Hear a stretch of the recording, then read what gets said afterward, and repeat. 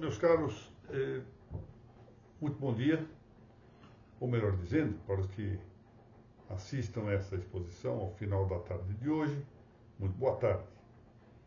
Eu estou gravando porque há algum problema sistêmico, como se diz, atingindo aqui a rede informática da minha região.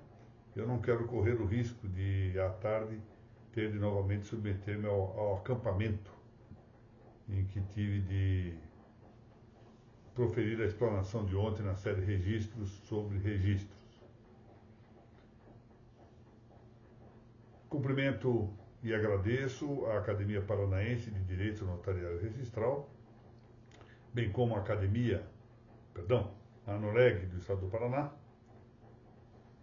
o que faço na pessoa de sua presidente, a doutora Mariana Pozzenato Martins, e também de sua coordenadora acadêmica, a doutora Mônica Dallavecchia, agradecendo a possibilidade de contar com o apoio dessas entidades a essas nossas duas séries, Registros sobre Registros, que todas as segundas-feiras, no final da tarde, são objeto de explanação divulgada nesta página do YouTube, e também às terças-feiras a série Claves Notariais e Registrais. Hoje vamos começar uma exposição que será dividida em duas partes sobre a tendência de americanização, a tendência americanizante no direito registral imobiliário brasileiro. Trata-se aqui, na verdade, de repassar matéria que eu dediquei a uma obra que se fez em homenagem ao saudoso registrador Armando Clapes, e que penso conviria submeter à apreciação, à consideração destes nossos valiosos estudiosos do direito registral e notarial, que se reúnem aqui semanalmente na página das Claves Notariais e Registrais. Muito bem. Longe de ter aqui o objetivo de musealizar, ou seja, de fazer uma musealização, tornar isso algo como uma peça de museu, eu quero salientar que a palavra musealização não está listada no nosso vocabulário oficial da língua portuguesa. Como sabem, nós temos no Brasil uma atribuição que recai sobre a Academia Brasileira de Letras, de elaborar um vocabulário oficial da língua portuguesa, VOLP. E essa palavra não consta, musealização não está entre os vocábulos arrolados pela Academia Brasileira de Letras. Mas, a meu favor, consta ela do rol que se adotou pela Academia de Ciências de Lisboa. Ou seja, a Academia de Ciências de Lisboa também tem um VOLP, ou seja, um vocabulário oficial da língua portuguesa. E essa academia possui a palavra musealização, portanto é do português, ainda que não esteja, no caso brasileiro, esse vocábulo enunciado entre os da nossa língua portuguesa, falada, escrita no território nacional. Bom, voltamos ao que interessa agora, que é ao conteúdo. Longe de visar-se aqui a musealização do registro imobiliário brasileiro, ou seja, transformar o registro em um museu, há quem se oponha, e este é o meu caso, à revolução de um puro novidadismo, seja conceitual, seja terminológico, nos registros públicos. Ou seja, não acho que devamos ficar com novidades conceituais, quase sempre abstratas e formuladas de maneira artificial, ou com terminologias que sejam meras revoluções, que não tenham vantagem, não apresentem vantagem para a doutrina e para a prática dos registros. Eu sou bem suspeito disso. Durante algum tempo houve a acusação de que com a prática de trazer novos conceitos, novas terminologias, isso na década de 80, 90, do século passado, para o campo da doutrina registral, eu estava exatamente praticando uma espécie de novidadismo. tanto conceitual quanto terminológico. Mas isso não era verdade. Eu apenas estava dando conceitos ao que não estava conceituado e fazendo designações ao que não estava designado, ou que, quando estava designado de modo muito extenso. O caso da palavra qualificação, que substituiu, a meu ver, com vantagem, uma expressão imensa para significar, e variada, para significar uma mesma coisa, que era o tal exame e verificação dos requisitos do título para fins de registro. Isso tudo uma vantagem econômica manifesta em utilizar essa expressão qualificação, que para mais não era novidade, né, no direito estrangeiro, era novidade, de certo modo, para nós. Bom, então eu sou bem suspeito de estar aqui combatendo toda a criação conceitual e terminológica. O que eu estou aqui combatendo é o novidadismo, ou seja, essa ideia de criar novidades, por serem novidades, e não por serem úteis.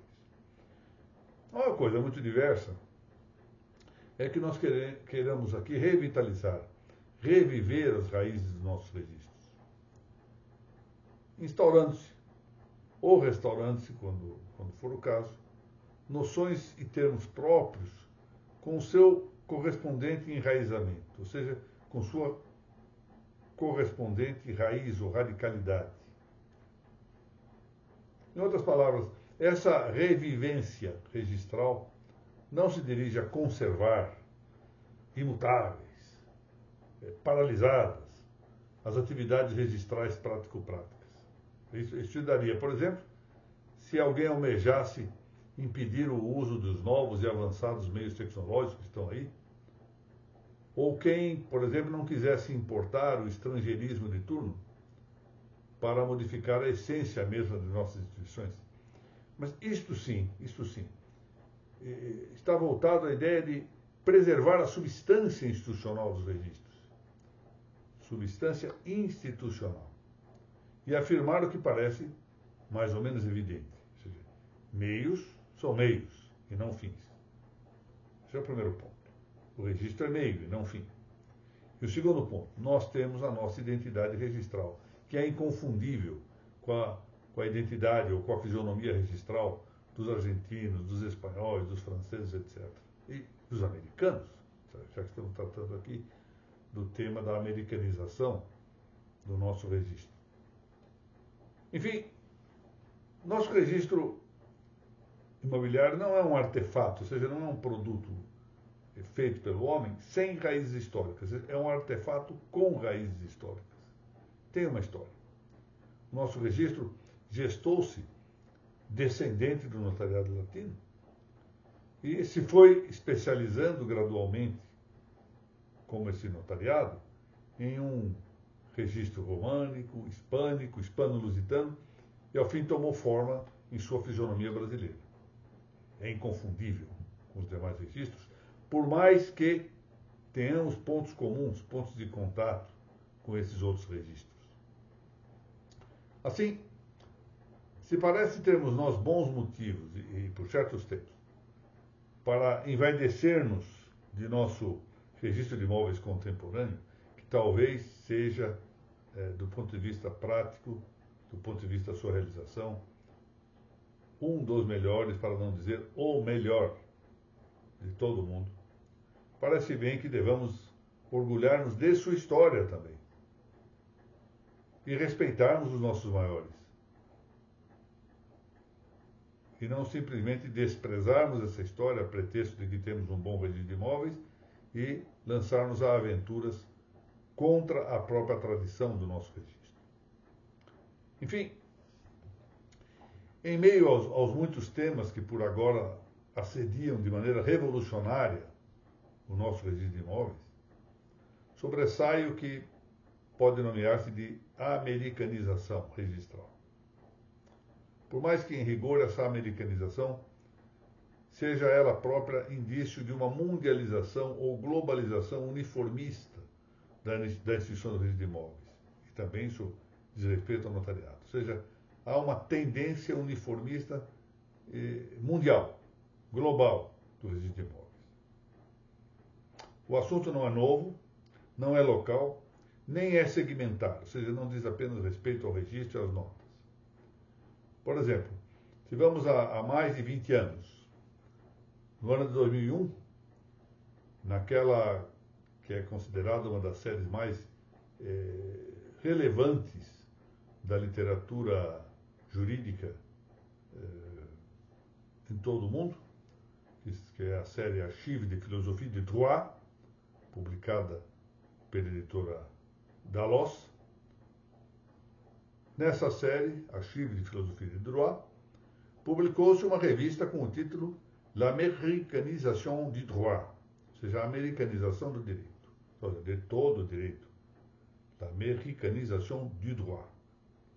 Sucederam-se novos estudos sobre o tema. Por exemplo, em 2013, portanto, passados 12 anos daquela publicação de 2001, dois autores coordenaram uma obra interessantíssima. Foram Pascal Bongo e Russell Weaver, tratando exatamente dessa mesma americanização, que, claro, que não se havia detido em 2001. Não é esta.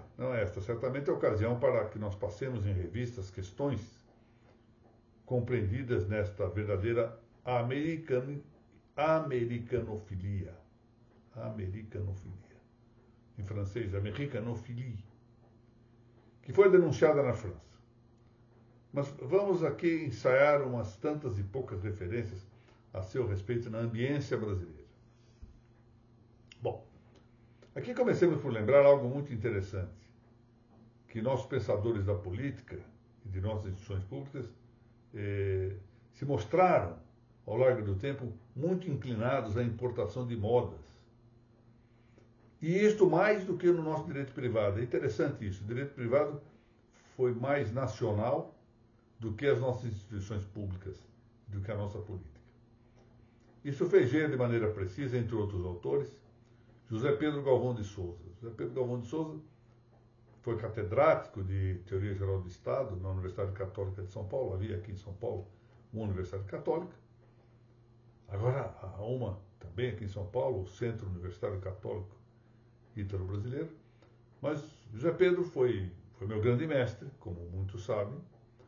E entre as suas várias obras há uma valiosíssima História do Direito Político Brasileiro, que ele escreveu ainda em meados do século passado.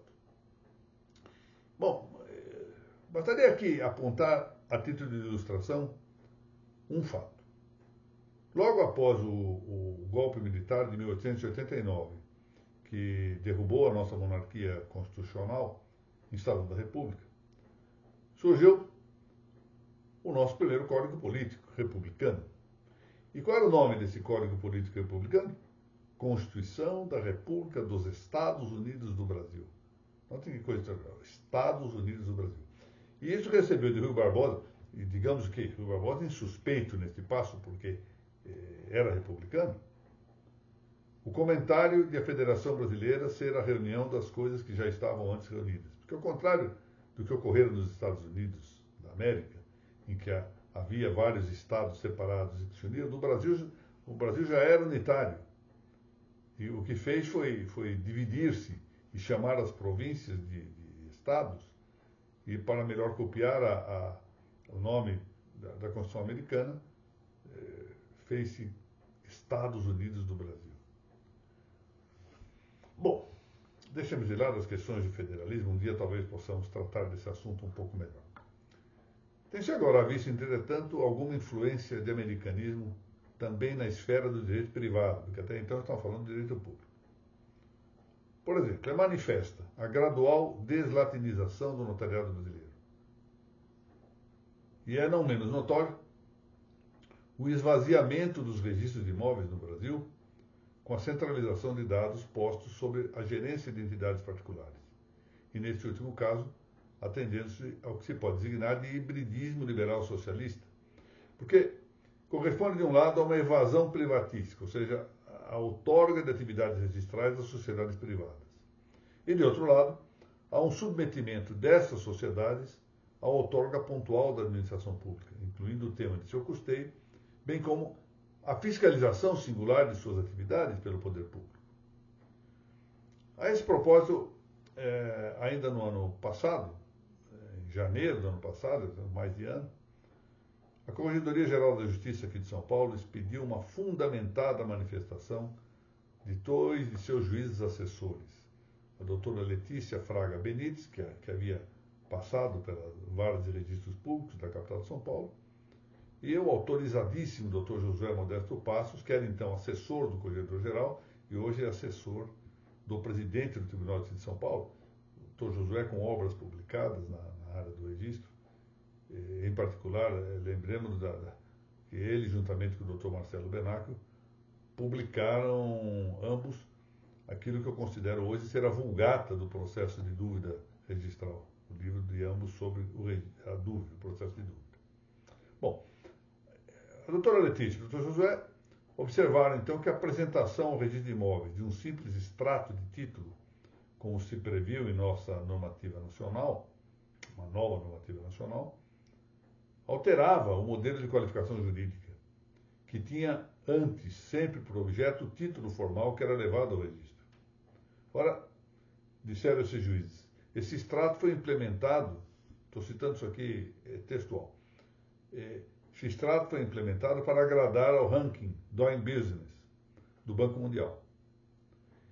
Uma avaliação essa que se encerrou, prosseguem eles, abro aspas, por não ser séria. O ranking foi encerrado há poucos meses pelo Banco Mundial em razão de comprovados favorecimentos, manipulações e conflitos de interesses. Notem bem, isso é no parecer da Corregedoria Geral da Justiça de São Paulo. E adiante continuaram a doutora Letícia e o doutor Josué. Por que então defender o extrato? Prossigo citando a manifestação de ambos. A obrigatoriedade do extrato, que se cumula com a proibição dos registradores, de os registradores receberem títulos diretamente, cria um banco de dados de valor incalculável e já estruturado. E esse banco de dados fica na posse de intermediários, bancos, operadores de registros públicos, associações de registradores, e sua utilização é opaca para a sociedade. Olha que coisa interessante. Não vou entrar no mérito dessas observações, deixá-las apenas consignadas, os senhores julguem o que entenderem de julgar a respeito desse assunto. Trata-se essa manifestação de um parecer, vou dar o número aqui do parecer, 2022-100-217. 2022/100-217. Esse parecer foi aprovado pelo então Corregedor-Geral da Justiça Paulista, que era o desembargador Fernando Antônio Torres Garcia, meu estimado amigo, hoje presidente do Tribunal Bandeirante. Bom, dificilmente poderia descrever-se melhor do que o fizeram esses dois magistrados o quadro resultante desta conjunção entre centrais privatizadas e extratos substituintes de títulos. Mas talvez seja ainda de aqui apreciar esse tema da americanização do direito registral brasileiro, mediante uma referência tópica que, numa primeira vista, poderia parecer negligenciável. Não se dera, contudo, que a experiência vital convença de as palavras não serem inocentes. Uma autora francesa importante, Michel Rassa, que diz: Nous n'avons jamais cru que les mots sont innocents. Nós jamais acreditamos que as palavras sejam inocentes. Nous n'avons jamais cru que les mots sont innocents. No filme Life of Brian, dirigido por Terry Jones, o seu protagonista, né, como o título é esse, Life of Brian, evidente que o protagonista é Brian, pichava as muralhas da cidade de Jerusalém com estes signos: Romanes eunt domus. Romanes eunt domus. O que ele pretendia que significasse: Romanos, ide para casa. Mas estava errado isso em latim, não é? E um centurião romano, então, surpreendeu Brian. E levou, assim, ficou ativamente a persuadir-se, com puxões de orelha, de fato, dos erros de sua escrita em latim. Corrigiu, ao fim, com os dizeres corretos na língua latina, Romani id domum, ou seja, aqui sim, romanos, ide para casa, Romani id domum. E o centurião obrigou que Brian escrevesse sobre as muralhas de Jerusalém 100 vezes essa frase, Romani id domum. Bom, está bem que parece que provável que o filme visasse a criticar o modo de ensino da língua latina. Mas o fato é que essa cena estampou a liberdade de expressão política entre os romanos. Mas, ao mesmo tempo, uma intransigência com a perversão do latim, uma intransigência com a perversão da língua. Exatamente porque perverter a língua implicaria subverter a própria identidade romana. Então, esse é o problema que estamos vendo aqui. Até que ponto devemos ser intransigentes com a perversão da nossa linguagem própria do direito registral imobiliário. Isso vamos ver prosseguindo na próxima semana. Por enquanto, eu quero tornar a agradecer a todos, desculpar-me de fazer a explanação gravada, mas é para evitar o possível, quando não provável, obstáculo de termos mais uma vez uma queda na nossa rede informática. Como eu disse, é um problema sistêmico, envolve toda a minha região, e eu estou aproveitando o momento em que a rede está montada para extrair aqui os benefícios tecnológicos correspondentes. Minha saudação a todos e até a semana que vem, se Deus permitir.